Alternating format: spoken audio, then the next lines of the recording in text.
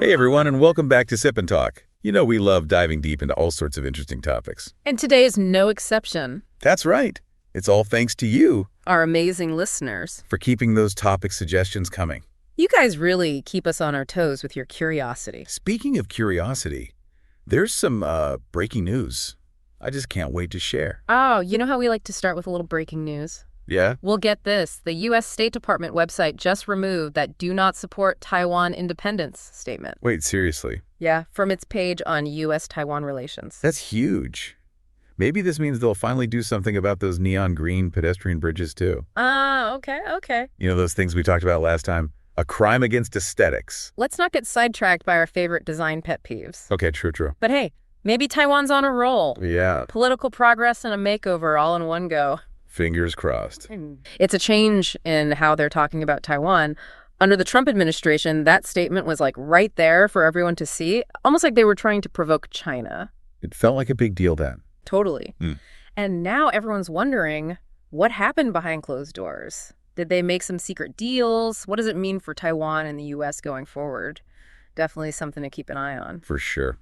But for real, today's Deep Dives is all about something a lot of you have been asking for. The wild world of Taiwan's roads. That's right. So from those peaceful temples to those crazy night markets, and then suddenly you're dodging scooters like right on the sidewalk. It's wild. It's a lot to take in, for sure. It is. Yeah. Remember when we talked about Taiwan city planning? Oh, yeah. Well, today we're hitting the streets, and it was inspired by one of our favorite listeners. Micky, the travel vlogger extraordinaire from Mickytolife. Yeah, Micky confessed to experiencing a bit of road rage himself here in Taiwan. Which, honestly, who hasn't? Totally understandable. Yeah. I mean, who hasn't had a near miss? Yeah, road rage is real. It is. But I kind of get it after seeing some of those videos. Okay, so the goal today is to figure out why Taiwan's roads have this reputation and how it all compares to the rest of the world, even the U.S. Sounds good to me. Oh, for sure. But to really understand this chaos, we have to start with the legends themselves. Okay. The infamous three treasures of Taiwanese traffic. Ah, yes. The three treasures. Yeah, no. Iconic characters that make driving here a unique adventure, to say the least. To say the least. I'm talking about the scooter riders, taxi drivers. Oh, and of course, the fearless elderly pedestrians. Each one a force to be reckoned with. Absolutely right. Scooter riders are like ninjas on wheels. Weaving through traffic. Squeezing between cars. Running red lights. Like it's a game. And forget about finding a parking spot. The sidewalk is their domain. Oh, yeah. Then you've got those taxi drivers, masters of the sudden lane change. Oh, yeah. And the screeching halt. Oh, tell me about it. They'll pick up or drop off passengers anywhere, anytime. I swear. I've heard some pretty colorful language directed at taxi drivers in Taipei traffic. Traffic laws be damned. It's like a video game come to life, crossing against lights, just casually strolling through crosswalks like they've got a sixth sense for near misses. Okay. It is kind of funny to think about, but seriously, these treasures do raise some safety concerns. So definitely they do. Taiwan has one of the highest scooter densities anywhere. And then last but not least, we have the elderly pedestrians. Now, this is a sensitive topic, but it's something we got to talk about. Absolutely. Taiwan has a rapidly aging population, and sometimes those older pedestrians might not be as aware of traffic or move a little slower. It's about finding that balance between respecting everyone's right to be on the road safely. For sure. You've got so many different needs and speeds out there on the roads. And speaking of safety, Micky mentioned road rage, which I think a lot of people experience at some point. Oh, for sure. It's like a universal language of frustration when you're driving. Yeah, totally. Yeah. But before we get into why Taiwan's roads might make people feel that way, I think it's good to define what we mean by road rage. Good point. One source defined it as aggressive or angry behavior exhibited by a driver of a road vehicle, usually as a response to another driver's actions. Okay. So we're talking about like honking tailgating all the way to like forcing other cars off the road or even getting into physical fights. Yeah, that's really serious. And it's a good reminder that even when we get frustrated, we have to stay safe. Yeah. Because, there are real people in those other cars. Absolutely. Road rage isn't just bad manners, though. It can have real consequences. In Taiwan, you can get fined, lose your license, or even face charges if things get really out of hand. Yeah, not worth it. So Yeah. what causes all this road rage? Is it just people's personalities, or is there something else going on? It's a bit of both, really. Congestion is a big one. Being stuck in traffic can make even the calmest person lose it. Then you've got fatigue. Tired drivers tend to make bad decisions and get irritable easier. That makes sense. And then there's just plain lack of consideration for other drivers. People cutting each other off, not using their turn signals. So road rage isn't unique to Taiwan, though, right? Oh, no, definitely not. Right. It's a global thing. It's caused by traffic congestion stress, even cultural norms. True. But going back to Taiwan, are the 3 road treasures the only reason for all the chaos? Or is there something else going on? I think it's more complicated than that. Our sources point into things like road design, driving habits, and even public transportation as factors. Oh, interesting. One of the sources mentioned this Taiwanese YouTuber, Spark Low, and he makes videos about how the roads in Taiwan are a little off. Yeah, I've seen some of his videos. He shows like specific examples of how bad infrastructure can create blind spots and make things really dangerous. Wow. Like there was one where he pointed out the spot on the highway where there are a lot of accidents because they planted trees in a way that blocks drivers' views. Oh, so even if everyone was following the rules perfectly, it would still be dangerous. Exactly. And there's some academic studies, too, that talk about highways with design flaws that cause accidents. Huh. And then on top of the road design itself, there are the actual driving habits of people in Taiwan. Yeah, we saw some online forums where people were saying that it's really common for people to break the rules and that there's this feeling that anything goes on the roads. Yeah, it's that anything goes attitude that seems to make things extra chaotic. And that's where I think public transportation comes in, right? Yeah, for sure. Because even if Taiwan has a good public transportation system, if people aren't using it, there are still tons of cars on the roads. And that just adds to the congestion and the frustration. Absolutely. It all kind of works together, you know, like road design influences driving habits.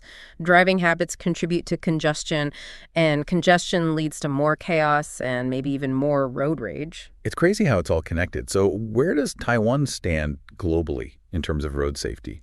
Are their roads actually more dangerous? That's a good question. We found some WHO stats from 2016. Now, they are a little old, but they give us a good idea. So Taiwan's road fatality rate was actually lower than some other Asian countries. Okay. Like Thailand's rate was 32.7 deaths per 100,000 people, and Vietnam's was 24.5. Wow. But Taiwan, at 12.1 deaths per 100,000 people, was still higher than the average for high-income nations. Interesting. So it's kind of in the middle. What about the U.S.? The U.S. was similar to Taiwan, actually, at 12.4 deaths per 100,000 people. Wow. Different things probably contribute to those numbers in each place, but it's interesting to see them side by side. It is. Okay, so we've talked about how Taiwan's roads have this reputation for being kind of crazy, and we've looked at some of the things that cause that. But is it possible for things to get better? That's where things get interesting. Our sources actually had some extension topics that we can think about. Oh, cool, like potential solutions or things to explore further. Exactly. I love brainstorming. What are some of those extension topics? One was this idea of creating a better balance between public and private transportation. Like, could getting more people to use public transit help with the congestion on Taiwan's roads? And if so, how do we make that happen? That's a good question. It's easy to say use public transit, but there are a lot of things that affect whether people choose to drive or not. Yeah, things like accessibility, affordability, convenience. Yeah, all of that matters. For sure. And then there's the question of how those roads are designed. Like we talked about using science and data to make them better. But what can Taiwan learn from other countries that have good safety records? Are there things they can copy? Yeah.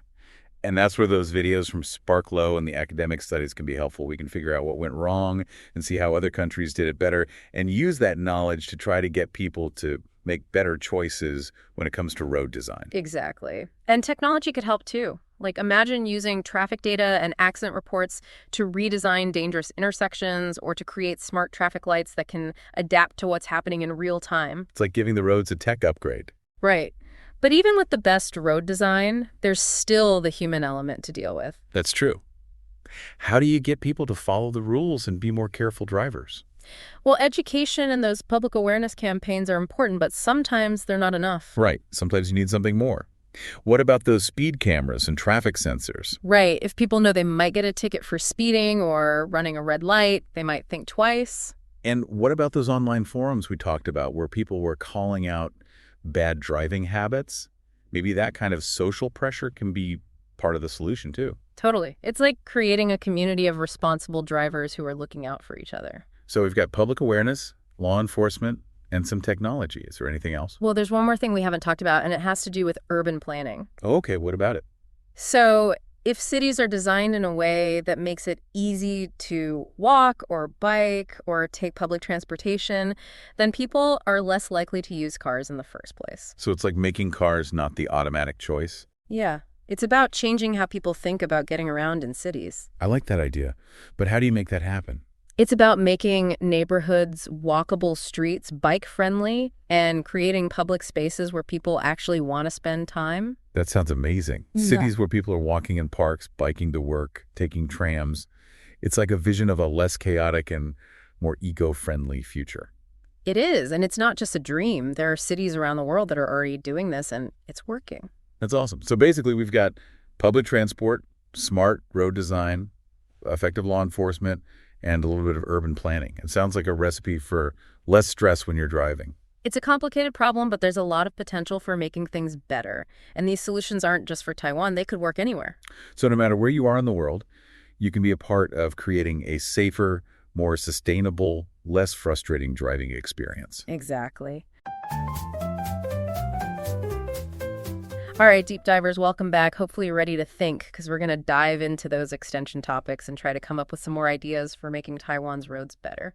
Yeah, let's do it. And just to remind everyone, we were talking about some big solutions, like trying to find that balance between public and private transportation. Right. It's tricky because you want public transport to be so good that people choose it over driving, but you don't want to get rid of cars completely. Exactly. You need a system that works for everyone. Yeah. And one of our sources actually suggested that the government should give subsidies for public transit. Oh, that's a good idea. Yeah. If buses and trains are super cheap, more people will use them. Especially if that means they can spend that money on something else they like. Like a nice bottle of whiskey, perhaps. Now you're talking. But seriously, even if it's affordable, it also has to be accessible and convenient. Yeah, if public transit's reliable, easy to use, and goes everywhere, people will be more likely to ditch their cars. For sure. Nobody wants to waste time waiting for a bus that never shows up or trying to figure out a complicated train system. But what about those places that aren't well served by regular public transit, like the suburbs or rural areas? That's a good point. It's like public transit can't always be a one-size-fits-all solution because different communities have different needs. Maybe things like ride-sharing programs or on-demand shuttles could work in those places. Those are good ideas. It's like combining the best parts of private transportation and shared systems. Exactly. And imagine if those ride-sharing programs used electric vehicles. That would be great for convenience and the environment. Okay, so we've talked about public transit. What about the roads themselves? We talked about using science and data to design roads better. I'm curious to hear more about that. Me too. It's amazing how something as small as where you put a sign or how wide a lane is can affect how people drive and how safe the roads are. It's like you have to understand psychology to design a good road. Right. And that's where data can help. Yeah. What if we used information about traffic patterns and accidents to find those really dangerous spots and then redesign them? It's like giving those roads a makeover. Exactly. And those smart traffic lights we talked about before could be a part of this too. Imagine if the lights could change based on how much traffic there is. That's pretty high tech. But even with the best technology, we still have to deal with people and how they drive. That's true. Yeah, Taipei's MRT system is really great. And I've even seen some interesting new services like those taxi buses. They have more flexible routes. Exactly. It's not all bad news, but there are definitely some questionable road designs that Spark Raw and others have pointed out, like that video where he talked about those confusing signs that make drivers miss their exits. I remember that one. And it's not just stories. There's actual research that shows a connection between population density and accidents in places like Taipei and Taichung. Yeah. More people, more cars, more chances for things to go wrong. Which brings us to a bigger question. What's the role of public transportation versus private cars in all of this? Could we ever imagine Taiwan with way fewer cars on the road? Now, that's a question worth thinking about. We've covered a lot of ground already, but there's still so much more to talk about. Stay tuned because in part 2, we're going to explore the possibility of a future in Taiwan with fewer cars. So let's pick up where we left off and talk more about public transportation as a possible solution to Taiwan's crazy roads. Micky, you mentioned wanting to see fewer cars, which honestly is a pretty ambitious goal. It is bold. But hey, we're all about bold ideas here on The Deep Dive. Yeah. So let's just imagine for a second what Taiwan would be like if almost nobody owned a car. What would that even look like? Well, first, you'd need an amazing public transportation system. It would have to be so good, so efficient, so enjoyable that people would rather take it than drive their cars. Think like bullet trains, zooming across the island buses with comfy seats and Wi-Fi, maybe even those futuristic pods you see in sci-fi movies. Okay, now you're talking. I can see myself now sipping some bubble tea on a high-speed train watching the scenery fly by. No traffic jams at all. Sign me up. Right. But let's be real, there are some challenges. First off, in Taiwan, having a car is a status symbol. It represents freedom, independence, success. We'd have to change that whole mindset. True. And let's not forget about the practical stuff. Taiwan's weather can be pretty unpredictable. Scorching hot summers, then sudden downpours. Sometimes a car just feels like the safest option. I get it. But look at countries like Japan. Public transportation is such a big part of life there that those concerns kind of disappear. Their train system is incredible. Always on time, super clean and convenient. Yeah, and their cities are designed to make it easy to get around without a car. You have pedestrian-friendly streets, bike lanes, everywhere, train stations connected to malls and apartments. It's all about making things easy and connected. Exactly. So, Micky, you mentioned that you've noticed drivers being nicer to pedestrians lately, which is great. It sounds like things are slowly improving. That's definitely good to hear. It shows that change is possible and people are starting to care more about pedestrian safety. But you also brought up some frustrations, especially with all the speed cameras, especially those section control ones in southern Taiwan. Oh, yeah, those can be annoying. It feels like they're just waiting to catch you, even if you're only going a little bit over the speed limit for a second. It makes you wonder if those cameras are really about safety or just about making money. But let's put that aside for now and talk about another issue. Micky mentioned those interesting road designs, especially in the South. We got to give a shout out to our favorite road design critic, Spark Raw. His YouTube channel is full of examples of how even small design flaws can cause big problems for drivers. Totally. Remember that video where he talked about the two-stage left turn for motorcycles? It's supposed to be safer, but it often just creates more confusion and danger, especially when you have cars and pedestrians all trying to figure out what to do. It's a recipe for disaster. And then you have those intersections where the lane markings are so unclear that you have no idea where you're supposed to go, or those blind spots that make you nervous every time you try to turn. It shows how important it is to get road design, right? Yeah. But let's get back to Micky's suggestion about creating more pedestrian-only zones, especially in busy areas where there are a lot of people walking around. No, that's an idea I can get behind. Yeah. Imagine walking through those crowded streets without having to worry about scooters or breathing in all that exhaust. It would make those areas so much more vibrant and enjoyable. I can picture it now. Outdoor cafes, street performers, little markets popping up everywhere. It'd be fantastic. Right. And it would encourage people to walk, bike, and use public transportation, which is good for the environment and for everyone's health. But we have to be practical, too. How would we make sure those areas are accessible for people with disabilities or those who need to use cars for important reasons? Good point. We can't leave anyone out. It's about creating a system that works for everyone. That means making sure there are other ways to get around besides driving, and that those options are easy to use and affordable. And it also means changing how people think about cars. In Taiwan, owning a car is often seen as a sign of success and freedom. To make car-free zones work, we need to shift that perspective and focus on the benefits of living in a more sustainable and community-oriented way. It's about changing the story. What if we put people first instead of cars? What if our streets were designed for walking, biking, and socializing instead of just getting from one place to another as fast as possible? It's a bold idea, but I think it's worth trying. Maybe it starts with small changes like making streets more pedestrian-friendly, building more bike paths, making public transportation so good that people can't resist it. Exactly. It's about showing people that there's a different way, a better way, and that we can create cities that are designed for people, not just for vehicles. Okay, deep divers. So we're back, and it's time to wrap up our deep dive into Taiwan's roads. It's been a long one, hasn't it? From those road treasures to thinking about how to make things better. It has. We talked about what makes Taiwan's roads unique, and then we even brainstormed some solutions that could work anywhere in the world. And I think the biggest takeaway is that we all have a part to play in making things better. Yeah, totally. It's not like we could just wait for the government to fix everything. Right. We have to do our part, too, whether it's choosing to walk or bike more, or supporting policies that make transportation more eco-friendly, or even just being a more mindful driver. All of that adds up. It does. And hey, let's not forget to thank Micky for sending in this request. Yeah, thanks, Micky. Yeah. Hopefully this deep dive gave you some things to think about and maybe even inspired you to be a part of the solution.